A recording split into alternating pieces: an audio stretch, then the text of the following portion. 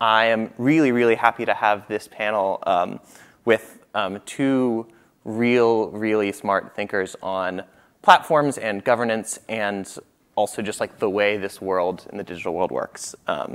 So sitting next to me is Kate Klonick. Kate's an associate professor at St. John's University Law School, a fellow at the Brookings Institution, and at Yale Law School's Information Society Project. Her writing on online speech, freedom of expression, and private internet governance has appeared in both law reviews and international news publications. This academic year, she's a visiting scholar at the Rebooting Social Media Institute at Harvard's Berkman Klein Center and has fellowships at the London School of Economics and Brookings. And then next to Kate is Vili. Vili Lehdonvirta is a professor of economic sociology and digital social research at the Oxford Internet Institute. He's a former member of the European Commission's expert group on the online platform economy and a high-level expert group on the digital transformation and EU labor markets. Before his academic career, Vili worked as a software developer. His new book, Cloud Empires: How Digital Platforms Are Overtaking the State and How We Can Regain Control, has just been published by MIT Press and Penguin. So thanks, Kate and Vili, for joining us. And I want to start with Vili and Vili's new book, Cloud Empires, which I just read last week and really enjoyed. So in Cloud Empires, Vili, you advance an interesting metaphor of tech companies as a state. Can you talk a little bit about where that came from and sort of what were the both historical and cultural moments that you think led to that metaphor making sense? Sure. Thanks very much, Peter, and great to be here. Great audience. I think we managed to grab actually like a lion's share of the whole audience pool available, so thank you very much for placing your trust in us. So yeah, the idea of tech companies and states, obviously I'm not the only one making that argument, but where I really started to see it in my research, in my group's research at the Oxford Internet Institute, is where we're looking at a lot of platforms that facilitate economic interactions. So marketplace, things like Amazon Marketplace, online labor markets like Upwork and Amazon Mechanical Turk, or Apple App Store where people are buying and selling apps. And what we see that in these marketplaces, the tech companies are essentially performing the functions that traditionally would be performed by the state. So they're enforcing contracts, right? If you don't follow through with your promise on one of these platforms, the other party, are they going to complain? You know, if you buy something online and you don't get the goods, are you going to go to a court to complain about it? Probably not. Your court probably doesn't even have jurisdiction if the seller is based in a different country. Instead, you complain to the platform. And the platform's virtual judges, they investigate it, they adjudicate it, and they punish the wrongdoers and offer restitution to the victims. And I calculated that tech companies' virtual courts today probably resolve more disputes every year than all of the world's public courts put together. So in that sense, they really have, in this transnational space of the digital economy, taken up and began to perform roles that we traditionally associate with the state. Enforcing contracts, protecting property rights, regulating markets, as well as regulating speech. This morning, wonderful two panels, and Ruman Chowdhury was talking about Twitter as a facilitator, but also a regulator, really, of speech. And that's another thing that we associate with the state, and now it's done by tech platforms. Yeah. And Kate, you're really an expert on the speech angle. And I know a couple years ago you spent time inside the Oversight Board, which is maybe a really interesting example of like what a para-state-like judicial institution looks like when it's created by Meta, or then Facebook. What was that experience like? And how do you think the Oversight Board fits into this picture of sort of Facebook operating as almost a nation state? Yeah, so that was a wonderful experience, and I was at Meta, so then Facebook, we'll just call it Facebook. I was at Facebook for a while they were setting that up, and so one of the things that they had there that had developed and had not existed when I had first started doing my research just even 2 years before was essentially what they literally call it a governance team, and it is a team of individuals that are, from public policy backgrounds, that are from kind of these areas of building stakeholder alliances. And this governance team was set up to essentially make the Oversight Board, which was supposed to be this, or is, I think now, but I'll use future tense because that was the time that I was there. It was supposed to be a independent panel of experts that were going to basically have a charter. They were going to have all of these types of, like, the joke was the Supreme Court of Facebook, and which they hated, by the way. It was like a metaphor that just, like, they could not run away from. They, like, that stuck. Publishing at a law review doesn't. I know. Yeah, I didn't pick the headline, so that was. But yeah, I think that there was, so they were quite thoughtful about it. Of course, like, there's always a problem when you're doing this type of embedded research where it's like you are watching. I used to joke that I was like the Jane Goodall of Facebook, of like watching all of these kind of monkeys, and trying to make them think that I was also a monkey, like so that they would trust me, and kind of you'd see this type of development. But it was actually a pretty thoughtful process as far as I could tell. There was a lot of stakeholder feedback, and there was a lot of taking it seriously. So one of the things they came across very loud and clear through all of the meetings that they held around the globe with stakeholders was that people really wanted to see international human rights kind of at the core of the Facebook rules on speech. And, there's a really good question there about what that even means for a platform, a private platform. But nevertheless, they endeavored to really put it into the text of the charter and to hold people to that. And that in turn has been one of the guiding things about the Oversight Board. But I would say that generally there was a lot of doubt about whether it was going to be independent. And just from a drafting perspective, it was fascinating because there was only, you had no idea what was going to happen when you're institution building, how people are going to set up what you're trying to create. And if you're trying to create something independent that's an oversight board, there is always the possibility of taint, of you're going to put too much stricture into these rules. And so there was a real mix of setting this up so that they would have guidance and they knew what they were supposed to be doing. Mm-hmm. Right? And then also giving them the independence to develop that. And I think that essentially it came down to who they picked to be on the board. And this is kind of a very, and I think that essentially they got a lot, I was telling you this last night, but there's are there going to be workhorses or show horses, show ponies? And they ended up getting some nice work ponies. They got some it was ended up being a lot of very serious people, a lot of lawyers and people who had a background in institution building. And so they built an institution, and they built a very legal institution. And it's kind of, if you put lawyers onto it, it's going to look more like a legal institution. And that is exactly what they did. And so it's been absolutely fascinating. I think it's exceeded the expectations. I was cautiously optimistic about it. I tried to kind of not have a sense of what it was going to, how it was going to end up or be predictive. But Stephen Levy just wrote a really wonderful, huge article in Wired about kind of after watching it for 2 years since it's been set up, and was very kind of yeah, this is being taken seriously, and they're trying to reform the entire speech industry, the platform industry, not just Meta and not just Facebook. And so I think that that's happening. So I think it's been a pretty successful intervention. When you talk about them expanding beyond just Facebook, where do you think that puts them in sort of an analog of other institutions? Do they become sort of closer to a European Court of Human Rights of social media rather than the Supreme Court analogy, or how do you think they fit in 2 years after you wrote that New Yorker piece and Yale Law Review article about them? Yeah, so I think that they are becoming more so this is also an interesting kind of recapitulation story, which is if you're going to have if you're going to be enforcing international human rights and kind of ideas of procedural justice, that they have started to set, and they hired a lot of people from the UN and from the international human rights community into the staff of not the board itself, but the staff and the people who are helping run and set up the board and support the board. And so it looks a lot like an international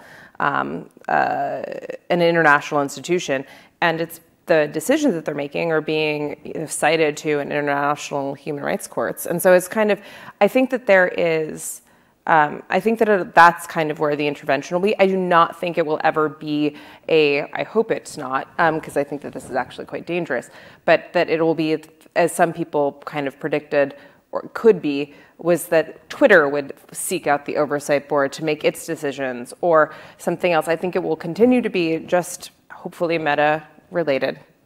And that there might be interventions that as Vili was discussing, kind of that maybe that it's the type of thing that can be set up for other types of state-like platforms that are really kind of having huge impacts on day-to-day life and does a better job of essentially trying to articulate people's rights in the digital space directly back to the platforms themselves. Yeah. And sort of on that global ambition, Vili, I think one of the things that I like about your research is that it has a pretty global scope, right? You follow the tendrils of these platforms across a lot of different, almost every continent and country. And I'm curious how you think about the platform governance existing in a global space. And a lot of times policymakers talk about like the Brussels effect, which is that EU policy, because they have been leading on tech, has a wider remit across the globe. But you also chronicle sort of how private decisions and also local governments have roles to play in sort of this operation. So how does the global scope play into the economic transactions and things you see on labor platforms and otherwise? Well, something that I kind of understood better when I did, I interviewed, and my colleagues and I, we interviewed people who make their living on these platforms in places like the Philippines, Vietnam, South Africa, and so on. And even Canada. There was a wonderful woman, Krista Milland, in Canada, who made her living on. I guess even Canadians, they're tearing up. Who made her living on Amazon Mechanical Turk, right? And she said that, and the working conditions were terrible. And then she tried to appeal to her government. But the trouble was, even though in total that platform might have 500,000 and Amazon has millions of people, Amazon Marketplace, millions of people who are earning their living sellers on that platform. Even though it's a big number of people, it's distributed across the globe. And what Krista Milland said, that it's in any particular country, it just tends to be not enough for the government to care, right?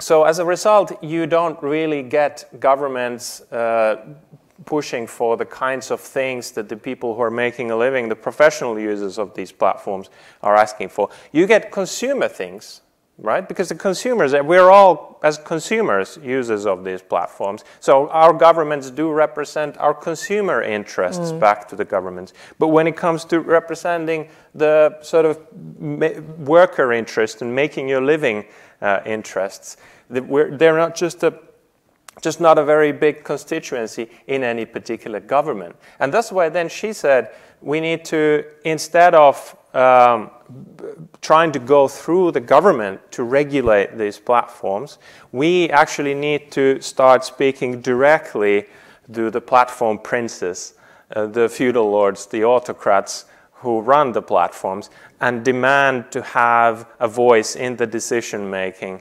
of the platform. And I thought that was, and that's basically, I ran with that. So then the second half of my book is all about basically what I call the emerging digital middle class. So that's people who are not the feudal lords at the top, but they're not also the impoverished gig workers, the peasants of the digital economy, but they're actually making money on these platforms. And they have enough power now that they're starting to push back. App developers, I have a study on app developers on Apple App Store, which, Apple, $1 trillion company, Tim Cook, more powerful than most heads of state, But app developers and Apple getting organized and starting to push back against Apple and saying, actually, hang on, you can't just dictate the rules of the marketplace to us anymore. We want to have a say in how they're being made. And then I make these historical analogies, right, where this is exactly how in Europe in the Middle Ages, when the burghers, the artisans and the merchants started to emerge as a new social class between the peasants and the feudal lords. And when they grew powerful enough and they had contacts and they had the education also necessary to realize the position they were in, they started pushing back against the power of the feudal lords and demand a say in how the market towns in which they applied their trades were being run, gradually leading to autonomous market towns run by the burghers rather than by the feudal lords emerging in Europe, and then sort of onwards to democracy. Now the labor movement then comes in a couple of centuries later in extending those political rights from the property-owning middle classes to the entire population. But it sort of starts in the Middle Ages from the property-owning, well, from the middle class. And in my analysis, in the digital economy, we're still in the Middle Ages. So I'm hoping for a change to happen there. And can I just say one more thing, kind of link this back to the previous discussion? I think it's just, the Oversight Board is just super fascinating, because if you think about it in terms of Rousseau and kind of division of government power, we've got your executive, judicial, and legislative. Well, we've had everything in the hands of the executive so far. That's the tech company's management, right? And now we have the attempts to separate the judicial power, right? It's super interesting. Obviously, it's still flawed in many ways, and Kate's an expert on that. She could say many things about it. And I'm looking for, where's the legislative power, the division of the legislative? Is that happening, and is that emerging somewhere? And I think that's super interesting. I'm just going to respond quickly, but a bunch of really fascinating points that you just raised. I loved your analysis with like the feudal lord in the Middle Ages. I will say that I have been doing I've been recently working on kind of the history of communications technology. And looking back, and like one of the things that I think is really fascinating, because I do have this kind of this is kind of a really nice yin and yang of like markets and speech right now on this conversation. Because one of the things that I think is fascinating is the development of the telegraph, for instance, was completely capitulated on the development of the railroad. Like there was no, and the development of management as an idea. Like railroads had to set up schedules and create management inside their own companies, because there was no communication to know that a train was coming on time, so there had to be schedules. Then the communication followed and built itself off of the fundamental technology of moving things in places. But of course, other things were building off of the railroads. Entire economies were exploding because of the development of the railroad, and all of these other types of and I mean, it's infinite, right? Like the ability to move goods and people to different places creates all of these other economies. So I think that that's very in touch with kind of we're having the same conversation.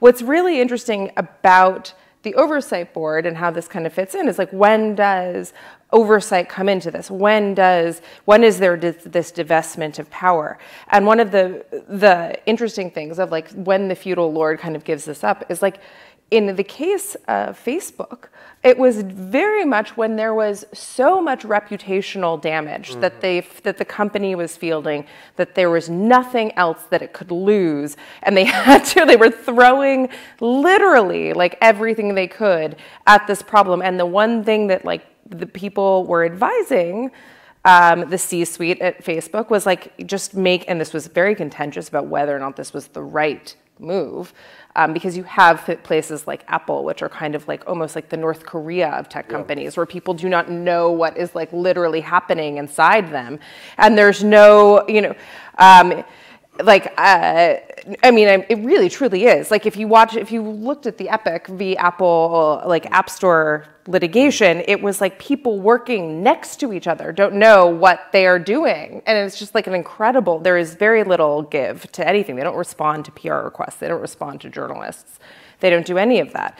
And so, like, Facebook actually had this kind of, like, they were in such a bad position that they had no other choice. And when I talked to other companies during this time, not like as a consultant, just kind of like just having conversations about whether or not they should set this up, because Jigsaw and Google and like other like YouTube, like we're like Twitter, we're, you know, should we do this? Do we have to do this? And the general consensus was like, no, we're just not hemorrhaging like in the same way as Facebook is. And so we just don't need to kind of have this. So like, I do think it was a unique moment, an exceptional moment that kind of pushed them there. What you're bringing up, sorry, I will kind of stop the follow-up, but what you're bringing up with this kind of collective action problem of labor is that there is no collective action, and there's no way to surface, there are so many things in the way of people from Canada and people from the Philippines and people from South Africa and people from Poland and people from like wherever. Like, there's language barriers, there's time zone differences to collectively pool their interests to be able to push back and have a voice. The one thing that people on Facebook had was like people were really pissed off like about how their speech rights were being dictated to them. And there were enough, you know, and unfortunately the nature of the platform was speech. And so it got instantly like amplified. But you don't have that with the workforce, and so you have to have another step, and that other step creates enough friction that it's a silent majority. So it's a really interesting point. It's fascinating. But I love this Magna Carta moment that you described of the monarch was besieged from every direction, and they had. We all know how the Magna Carta worked out, so let's maybe. In popular sort of stylized history, it's this pivotal moment where the monarch gives up some of their power and civil rights are born for the first time. Yeah. First time in a certain reading of history, anyway.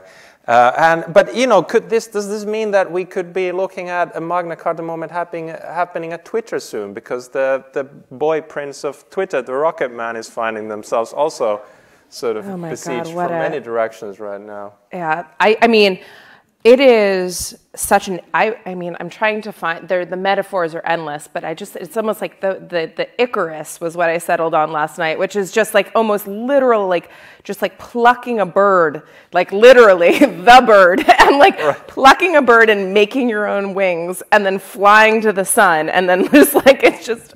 We had a perfectly nice bird. It flies really well. Like, why did you try to do this?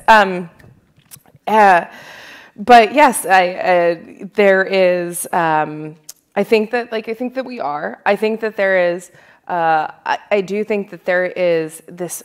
The market, if you look through the 90s, and we were saying this beforehand, is you move from like a Usenet and like this Fediverse of which we're reusing the name Fediverse to describe a bunch of like these alternative platforms. David Johnson and David Post, who are two law professors in the U.S., who are were quite seen as quite libertarian by making this argument in 1997, argued that the internet was going to be a market of rules. That essentially, in a borderless internet, there would be you would exercise consumer choice by giving people different types of rules for different types of speech for different types of platforms. And this was kind of like, no, that's not what's going to happen. It was kind of went out of vogue. In 2006, Tim Wu and Jack Goldsmith wrote a book called Who Controls the Internet? Illusions of a Borderless World. So this was seen as like kind of like a rebuttal to this notion of like everything's going to be borderless forever, which was going to be the geolocation technologies and other types of things put the borders back up that in nation states and kind of give us this, you know, and basically the internet and platforms are going to end up being the way in which geopolitics plays out. Like they're just going to recapitulate itself. I mean, those ideas are not seen as commiserate predictions of the internet, yet we're seeing them both come true right now. We have Truth Social, we have Gab, we have Mastodon, we have Twitter, we have Facebook, all different size platforms that are all completely distinguishing themselves through kind of like through these markets for rules. Like literally Truth Social is like, we don't like your rules, we're making our own platform. And I mean, which, you can agree with or disagree with. And we're seeing GDPR, DSA, DMA. We're seeing all of these, we're seeing NetzDG, we're seeing all of these types of articulations, and we're seeing the rise of like kind of China like not letting anyone play with its football and like kind of like decide, and like these are stories that have existed forever. Like, right? And so it's fascinating to see that they're both coming true at the same time. Well, I would actually push back a bit on the, if I may, on the market for rules bit, because I don't think the market for rules is working very well. The switching costs are very high. Yeah. Right? The market for rules argument was based on the idea that, well, you can just, if you don't like the rules, you can easily switch to an alternative venue where the rules are more to your liking. But what that argument ignores is that when it's a platform that connects, whether for business or for social networking, connects a lot of people, the centralization you can't just individually choose to switch to a different set of rules. You have to play by the same rules that everyone you're interacting with is playing by. And therefore, it's actually a collective choice. And we know that markets don't work for collective choices. For collective choices, we need to have political institutions that allow us to come to a collective decision together, and they say, right, we're going to change the rules, or we're all going to leave this platform to a different set of rules, right? So I think that, I agree with you, like some bits from the 90s, yeah. And I've write, my book starts from the 90s and the cyber libertarian visions that we're going to have an internet that is John Perry Barlow, that we're going to have an internet that is, first of all, it's sovereign, it's separate from nation states, and secondly, it's not controlled by a central state, a central authority. It has this bottom-up, libertarian, self-organizing form of order. And what I would argue is that the first bit did come true now to an extent. Like Tim Wu was right. For a while, nation states reasserted themselves, brought the borders back in. But now we have all these intensely transnational platforms. 90% of sellers on eBay sell across borders. 90% of labor transactions on Upwork are between a buyer and a seller in two different countries. So these are intensely transnational platforms. So I think that part did come true. We have in some ways an internet economy and perhaps an even internet society that transcends state borders. But the second part didn't come true because it's not self-organized bottom-up. No, it's all managed and moderated and underpinned by these central authorities that enforce contracts, protect property rights, except they're not nation states, they're not territorial states, they're these cloud empires that I'm talking about, right? Yeah. Well, and on this point of centralization and lack of choice, though, the remedy that a lot of people are proposing is sort of antitrust solutions, right? Like breaking up an Amazon or another similar company along, dimensions of horizontally or vertically or different approaches. And both of you have written somewhat skeptically, at least, of this antitrust view. So I'm curious if you would share, in both sort of for speech for you, Kate, and for labor for you, Vili, why you think that despite all of the problems we've just discussed about these really big centralized companies, breaking them up is complicated. Yeah, I have a paper that's coming out, ideally like in the winter sometime, if I ever finish it. The thing about writing these things is like, I don't know if this happened, like you have your idea, you kind of come up with it, you're like, I think that's right. And then you're like, I have to write this down and tell other people about it. Like, it's tedious. Well, I have venues like this. Yeah, exactly. Tell people I know. Like, you have to wait 6 months to publish. Nothing tedious. I know, it's like by yourself at your desk. Yeah, exactly, fewer footnotes. But I do think that this was the Tim Wu and like in his evolving life of being it, and Lena Khan and a number of others have kind of launched this new antitrust movement that tries to kind of get at this neo-Brandeisian kind of moment of trying to get at and use antitrust as a form of and part of it, I think, is driven by the fact that at least in the United States, that the speech dimensions for the speech platforms, and I'll just speak to those for a second, that there is that you can't get at them with normal regulation because of the First Amendment, which blocks a lot of kind of kind of restricts a lot of your ability to kind of have these switching costs, or to break up these companies and have these switching costs and everything else. And so there's been some movement, and there's a complaint that is still ongoing, FTC v. Facebook, which is separate from Lena's writing about Amazon, which I'll let you talk about, which is more about verticals. So FTC v. Facebook imagines like kind of a very dramatic structural antitrust solution, which is essentially breakup, along the lines of unwinding the WhatsApp and Instagram mergers and Facebook. And generally speaking, I think theoretically there has been this like break them up type of response. And the paper that I'm writing is basically argues, well, like even if this was like legally feasible, which like most, I'm not a doctrinal antitrust scholar, and so I don't really speak to this, but like most people think it's not particularly legally feasible on existing doctrine. Do you want to do this? Do you want to do this? Will this get you the world that you think is better, where you have more democratic accountability for these platforms and individuals have more participatory power, or you have more control over your rights?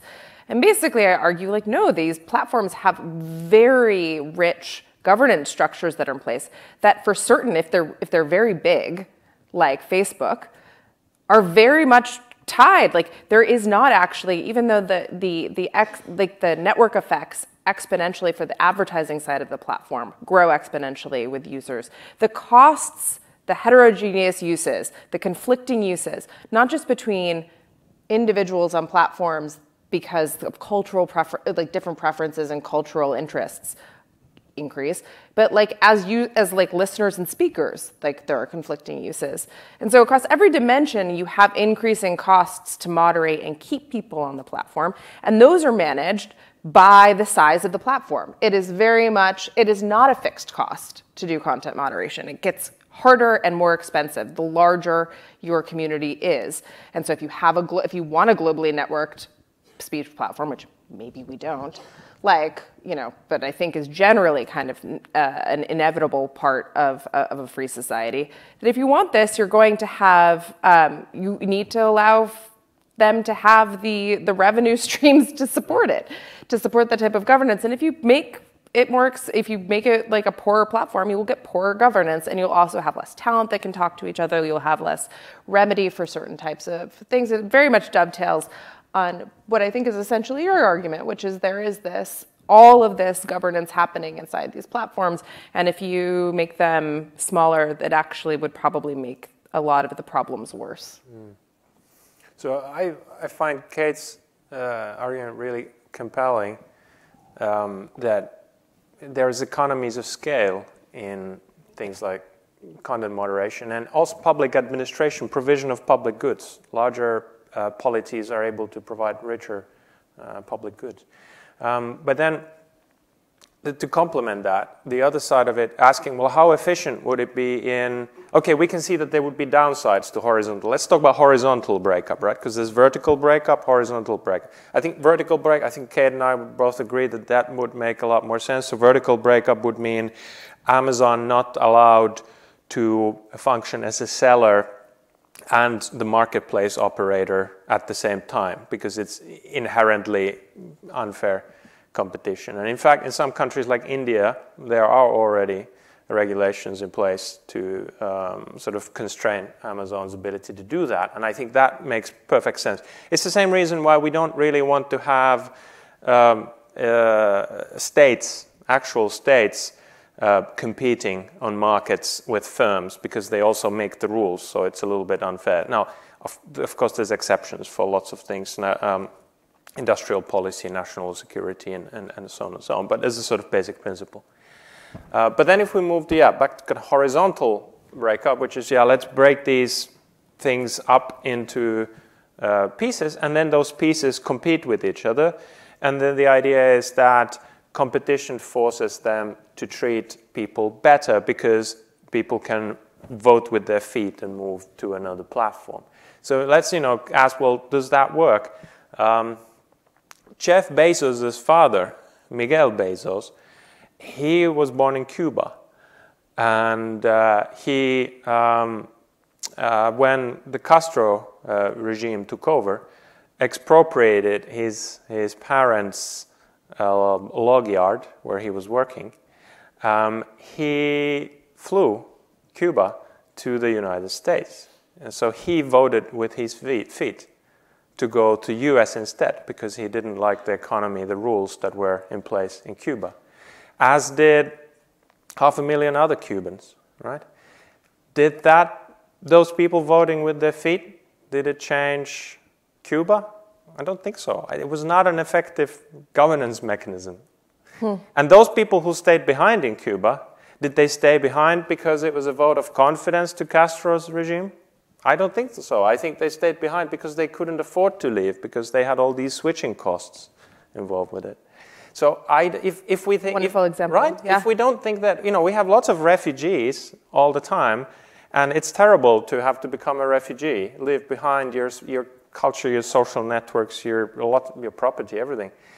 And we don't think that that's an effective way of holding governments to account. So why do we think that it would be an effective way of holding these digital states to account? That's my take on it. Yeah. Yeah.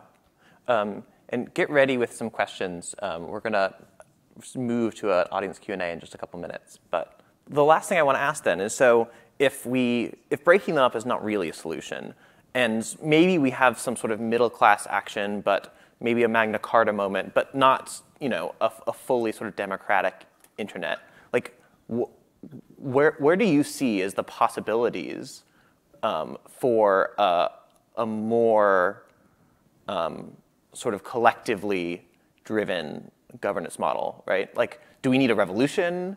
Are there, right? Like, are we bringing out guillotines, or are we like, is the labor movements? Are those examples to look through? Like, what do you see as the ways forward? Is it crypto? I don't know. Definitely not that. Do you want to start? Please. So yeah, I think that it is. I think we are having a kitchen, not to use the kitchen sink metaphor, given who just also used the kitchen sink metaphor, but I think we're having everything and the kitchen sink, and certain best practices are slowly emerging for governance. I think that we're seeing things like we're just going to have, just like we have different models for governance in different parts of the world and different parts of, and you need different models of corporate governance depending on the size and the nature of your product and all types of other things in markets and private firms. I think that we're going to have moments in which there is no one solution, and there is not going to be, we wouldn't want the Oversight Board to be the one solution to all of internet speech issues, frankly. I think that that's a problem. We need this this developing balance. I think that there is, I do think, so it's interesting to go back to the Brussels effect and Europe Europe doing so much in this space right now. I think it's fascinating that, and it just really speaks to the different ethos of America versus the EU, which is what someone I think described once to me, that the America's trusts the market and doesn't trust government, and the EU does not trust the market and loves government as solutions. And but one of the things that I think is compelling that I've heard is that the Brussels effect is a natural balance to the California effect, which is actually this idea that there has been all of this governance built into the infrastructure, built into the code, built into the very nature of these platforms that has been basically colonizing and the rest of the world through their product, and they're the only ones dictating this, and there's no one answering them back. And so actually the EU is as taking a little bit of a piece of the pie after being for decades left out of the conversation. That gets us into a conversation about what's happening with the majority world, obviously. But I think that there is here a very, I think that there is the moment that we're having of the DSA and the DMA, the GDPR, all of everything coming out of Europe is a moment for that, and I think that there will probably be another stage that we have yet to see that is probably going to be led by majority world, and a lot of the tools that have, I hopefully empowered them to not them because they're not a collective, but India, Brazil, like all of these places that do have more of a centralized voice and are huge in like the labor parts of these communities, having kind of a way to finally have a spot at the table in what has essentially been an EU and America-dominated conversation for so long.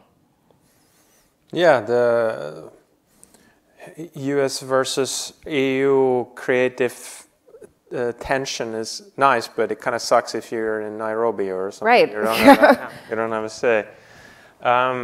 So I think that, if I got to design my ideal governance structure, it would be multi-stakeholder, like in the name of this session.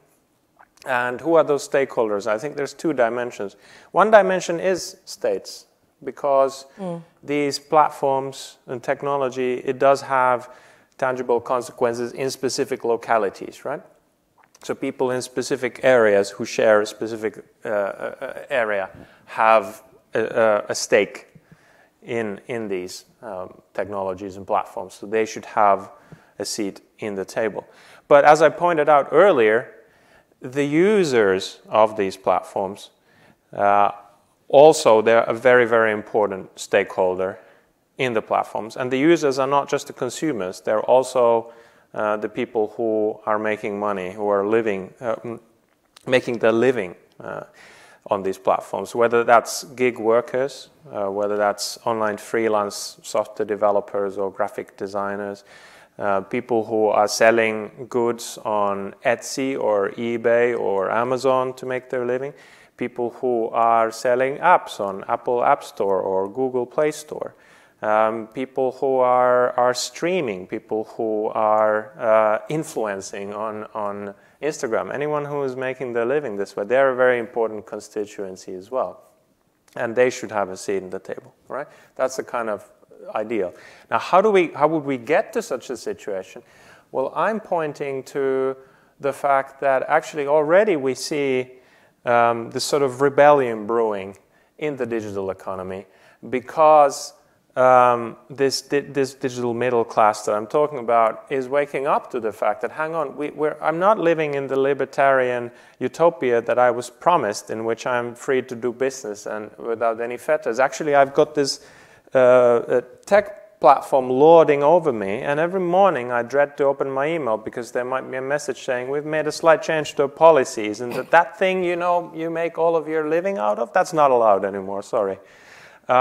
And people are starting to push back against that. So I told you about app developers, but also we have something called the Indie Sellers Guild, which was founded just this year, which is a guild of e-commerce merchants, and they organized a strike on Etsy with 30,000 Etsy sellers joining this April to protest against fee increases, on the increased taxation on the platform, and so on and so on. So I think that these digital burghers are starting to assert themselves, demand a say in how the platforms are being run.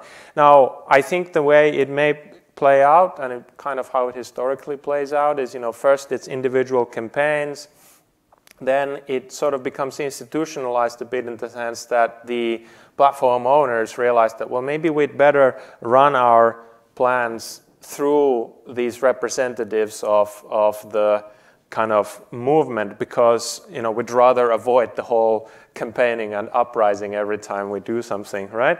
So kind of just check what their views are on it. And in fact there are. I've in Cloud Empires, I have an example of a platform, a gaming platform that does that. They ask the gamers to elect a council of 12 representatives. Of 500,000 gamers adopt a representative body, which then consults with the platform developers on changes. And one advantage of that is that the platform developers can give those representatives a sneak peek into stuff that they're planning without it becoming public and compromising their competitiveness or whatever other reasons. So it's the same like we have parliamentarians who represent people, and they get access to national security information so that they can keep tabs on the state apparatus, but that information still doesn't become public. So it's analogous to that.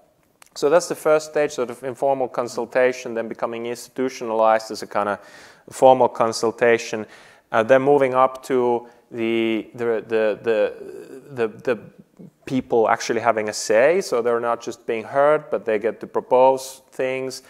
They get to get a seat on the board, on the company board, and it's not particularly unheard of. And the third stage, they get veto and they take the whole thing over. Now, historically, that took 200 years, but in internet speed, everything is moving faster. You can speed run democracy. Yeah, exactly. I think that this is such a great. So that's something that I always endeavor to point out is that, oh my gosh, this is. I mean, it has only been 4 years since Mark Zuckerberg first was testifying in Congress. Like, this is like for the first time was called in, and like people were like, "I sell ads, Senator." That's how right? So it is remarkable how quickly this is developing. And so the other thing is that like Mark Zuckerberg, no one really remembers this, but in 2009. Opened the platform and tried to make it so that everyone could directly vote on the privacy policies and the policies of the platform, and no one voted. Yeah. It was a joke. It was 10,000 people out of 100 million. It had to have some type of quorum to take effect, and there wasn't even anything close to it. No one remembers this. There's a video that I found of him speak in some dead Facebook pages, group pages that are from 2011 that are the privacy team that was working on the governance team that was working on this that existed then that later it was a completely different thing. But it's been 12 years. And I think that it's actually only, since that happened. Yeah, and today, 20, it would be completely different. If he did it today, it would be completely different. There is just such more social, it has taken us a very long time, and I think that this is happening again with the metaverse, to take online space seriously and as an extension of reality. Right? It felt like something different, and it's just not. It's the same, there is no line, but there is offline and online, but it's just all life. This is just actually power and all of these things that have existed for forever and for centuries. And so, we are speed running it. But I do think that it is, I do think that there is some hope that we are kind of are going in the right direction. And some of that is really fascinating that I love this. I'm very excited to read your book now. Yeah, thank you, Kate. Well, we've got 8 or 9 minutes left before lunch, so I would love to take a couple of questions at least if we can, and then perhaps we can stick around for a few minutes afterwards and chat. Yeah, if you want to go ahead. I think Munira is running around with the mic. Okay, yeah. That's fine too. So I'm gonna do we even need traditional, supposedly representative governments in this process? And I think by that I mean we keep talking about this US-EU divide. I'm African, so I don't trust markets or governments. It's unclear to me then if I'm looking at regulations coming down the pipeline and it feels like government's trying to take control back from a space that they felt was running away from them. And so if that's the case, then what is the role of representative governments at all at this table? I would argue it sounds like from this discussion, and maybe revolution is the right word, that actually they're hindering from very slow bureaucratic legislative processes. Why even should we have them there? Yeah, so what a great question. I think actually I would argue that, Jack Balkin at Yale has this wonderful model called the free speech triangle. And I think this applies also to some of what you're talking about generally, which is, he uses it in the realm of speech. And the idea is essentially that for years, the power was essentially distributed, and you can get into how this fits with markets and everything, but the power was essentially distributed between states and citizens. And you had voice exit loyalty kind of pushing back, and you had laws that were specifically designed to restrict the state's power over individuals to speak, right? But that ability to censor existed forever. the internet and platforms gave us this way to route around state power, right? It gave us this ability to not be dependent on, like, even if you are in China, you can still talk to people in Africa, like, because there are these because we have this connectivity now that didn't exist before.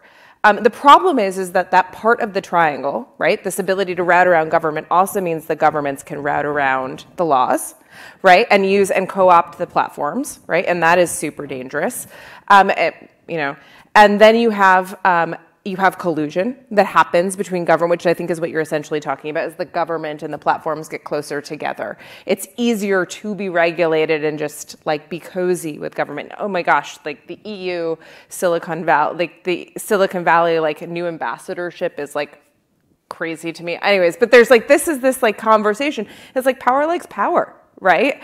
And there's this corner of like users/citizens that exists that is like, I think, and this is why we're in such agreement, that this is where the power should be resting. And you have to be able to kind of speak back to both of these things. I agree with you. I think that there's maybe a problem in trusting the government to like do anything regarding to like these platforms, and to have the best interest of the citizen users in mind.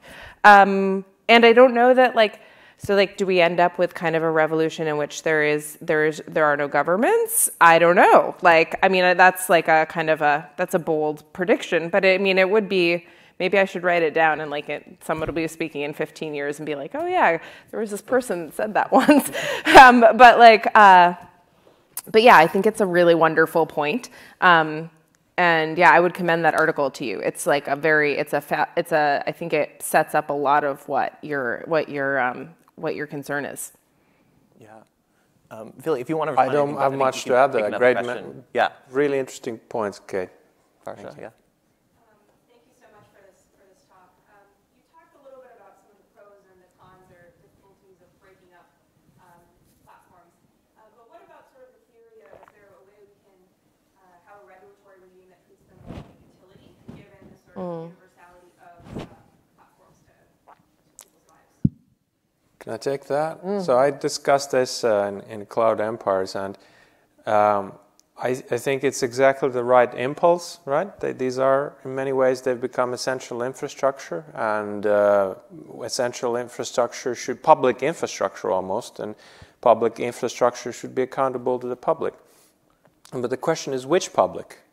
Because... Which level of the infrastructure, too? Which level of the infrastructure, but also which public. But by that I mean publics organized along territorial lines, again, have then governments to represent them. And then if a government regulates or let alone nationalizes a platform, then actually that government is not the representative of the public who uses that infrastructure. It's a representative of an overlapping but different public. And then we get into this problem that Kate was pointing out of geopolitics. Then in whose interest is it being run? If we right now, today, nationalized all the platforms and they were run by the governments in which they're headquartered, then in Europe we would find ourselves doing business and conducting our social lives on US cyber soil, on State Department territory. And then the other concentration of platform companies is headquartered in Beijing and Shanghai. So that's why, yes, public utilities, yes, but which public? And I'm saying it's this transnational public and not the territorial public. Thank you. That's a great point. Yeah. I see 2 minutes on the clock here, so maybe one more quick question. Yeah. Yeah, thank you. Thank you for a really wonderful conversation. You've given us, I think, a pretty powerful set of analytical tools and analogies through which to make sense of platforms. But what I'd like to try and move beyond is you deal with a story that is very much a European and North American story. One could argue that, the rise of bloggers, the rise of democracy in Europe couldn't have been possible without colonialism and extraction from the rest of the world. Mm-hmm. So the moment you start to bring that history in, from the history of technology, the first submarine cables,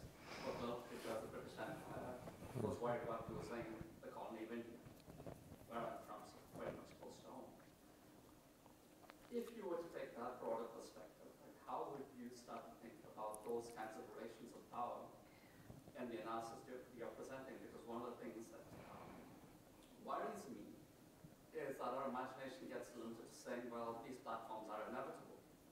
All we can do now is think about how to govern them. But yet, at the opposite end of history, I think you just put on Palo and so on. One of the perhaps naive promises of the internet was that we would have open systems, open communities, right? And we do have them to some extent still. If you look at the infrastructure level, we still have many options for email. Email is the original social media. We don't need centralized platforms.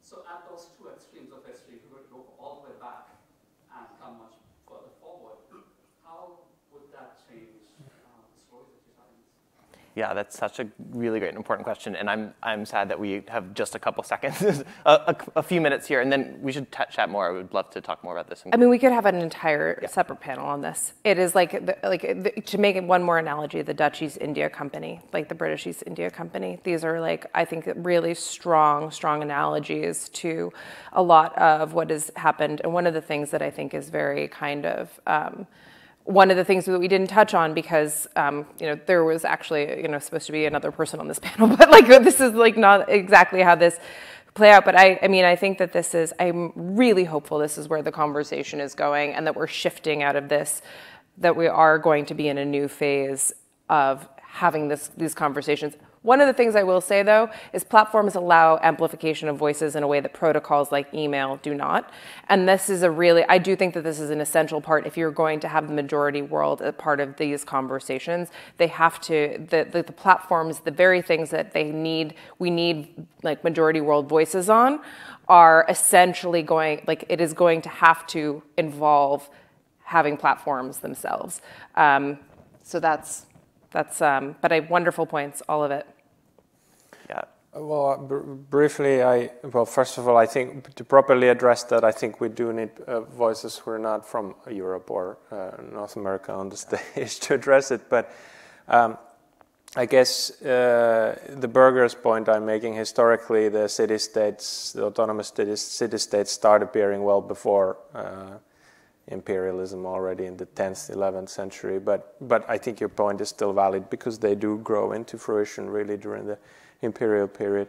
But on then alternative models, email is getting centralized. Most domain names today route their email traffic to either Microsoft or Google. We used to quite rightly point out, my whole book starts from the old internet, where it used to be decentralized and federalized and so on. And my analysis of what happened and what social theory suggests is that this decentralized order just doesn't scale.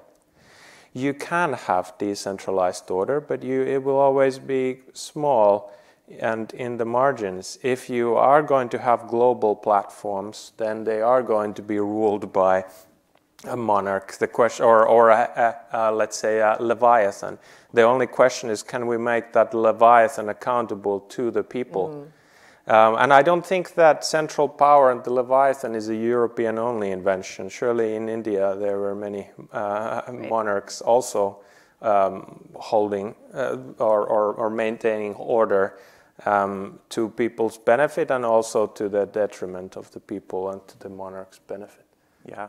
Well, it's worth noting that Farzana, who was supposed to be on this panel as well, couldn't come because of visa reasons. And so nation states do still enforce borders over the physical and the digital. Yeah. So anyways, thank you guys so much for coming, and thank you, Vili and Kate, for this really interesting conversation. This has been a lot of fun. Thank you. Thank you.